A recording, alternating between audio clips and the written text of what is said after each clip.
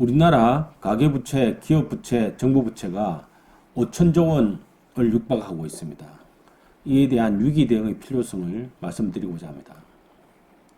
한국은행 발표에 의하면 2020년 말 가계부채는 1726조 1천억 원, 기업부채는 2153조 5천억 원, 2020년 경상 GDP가 1924조 5천원 조임을 감안하면 GDP 대비 가계부채 비율은 89.7%이고 기업부채 비율은 111.9%로 이를 합하면 우리나라 국내 총생산의 2배를 넘습니다. 여기에 GDP 대비 44.0%에 이르는 정부부채 846조 9천억 원을 합하면 가계, 기업, 정부부채의 총계는 4,726조 5천억 원으로 이런 추세라면 올해 내 5천조 원 돌파가 예상됩니다. GDP의 2.5배에 이르는 부채의 총 규모도 문제지만 증가 속도도 더 문제입니다. 가계부채는 전년 대비 7.9% 증가했습니다. 한국은행은 주택담보대출의 빠른 증가와 주택 투자 수요의 확대 등의 영향이 컸다고 분석했습니다. 이른바 B2가 가계부채의 증가의 가장 큰 요인이라고 할 수 있습니다. 기업부채는 전년 대비 10.1% 증가하였습니다. 코로나19로 인한 기업의 자금 수요가 증가하고 정부 금융기관에 의한 금융지원의 증가가 주요 요인입니다. 정부부채는 2019년 723.2조 원이었습니다만 확대 재정과 코로나 추경 등으로 123조 7천억 원이나 늘어났습니다. 2020년 국가총부채는 코로나19에 따른 긴급 자금 수요와 함께 저금리에 따른 부동산 및 주식 투자 열풍이 부채 증가를 가속화시켰다고 할 수 있습니다. 코로나19에 따른 증가는 불가피한 측면이 있다 하더라도 저금리에 편성한 과도한 부동산 및 주식 투자는 부작용 성격이 강합니다. 처분 가능 소득 대비 가계부채 비율은 175.5%로 전년 동기 대비 13.2%포인트 증가했다는 것은 가계의 부채 상환 부담이 크게 늘어났음을 의미합니다. 기업 역시 자기 자본에 대한 부채 비율이 상승하여 부채 상환 부담이 크게 높아졌습니다. 기업은 매출액이 감소했고 가계는 소득이 증가하지 못해 실질 GDP는 마이너스 1.0%의 마이너스 성장을 기록했음에도 불구하고 가계, 기업, 정부의 부채가 모두 증가한 것은 코로나19가 2020년 경제 전반에 큰 상흔을 남긴 결과라고 할 수 있습니다. 현 시점에서 가장 우려되는 것은 가계부채라 할 수 있습니다. 가계부채는 소모성 소비 지출에 따른 것이 아닌 부동산과 주식 등에 대한 투자 증가에 따른 요인이 큽니다.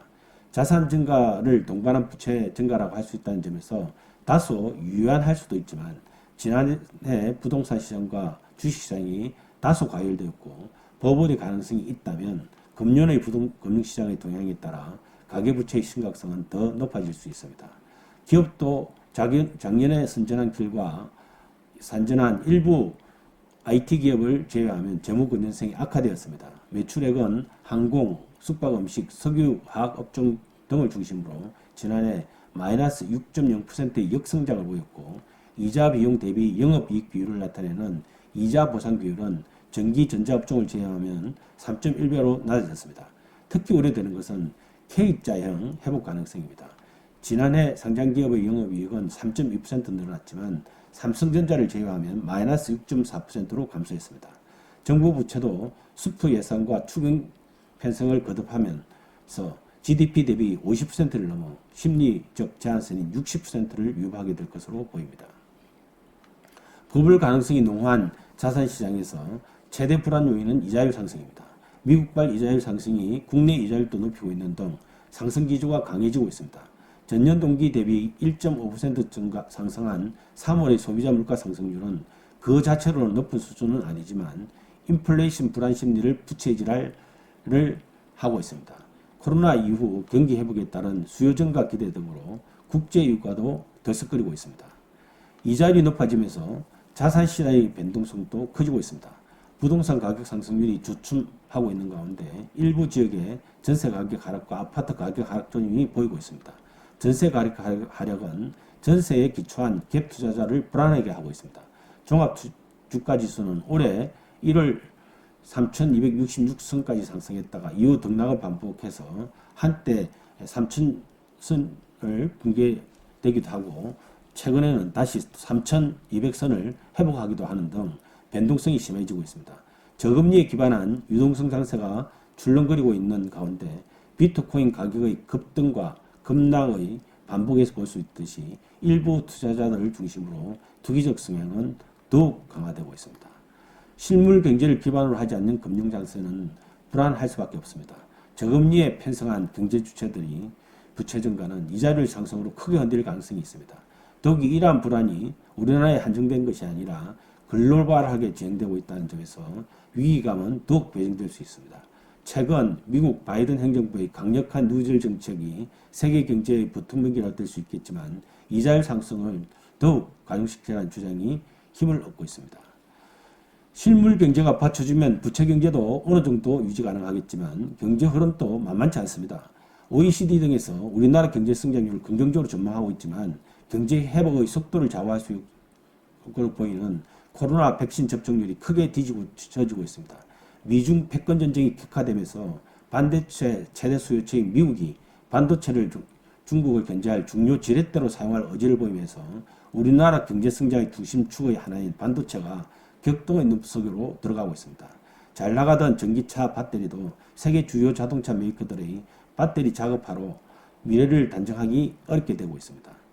코로나 신규 확진자 수가 500명을 오르내리면서 사회적 거리두기의 직격탄을 받고 있는 업종들이 한계 상황에 부딪히고 있습니다. 부채에 의존하고 있는 자영업자의 도산 위험이 점증하고 있습니다. 따라서 가계, 기업, 정부의 부채를 적정 수준으로 관리하면서 부채가 경제 위기의 방아쇠가 되지 않도록 해야 합니다. 신축적인 통화 정책으로 이자율 상승에 선제적으로 대응 관리하면서 부동산 시장과 주식 시장이 소프트 랜딩 할 수 있도록 과도한 가계 신용 규제 완화와 함께 관련 세제의 정비도 필요합니다. 또한 코로나19에 따른 영세 자영업자 등 피해자 지원은 해야 하지만 선심성 자금 살포는 지양해야 합니다. 감사합니다.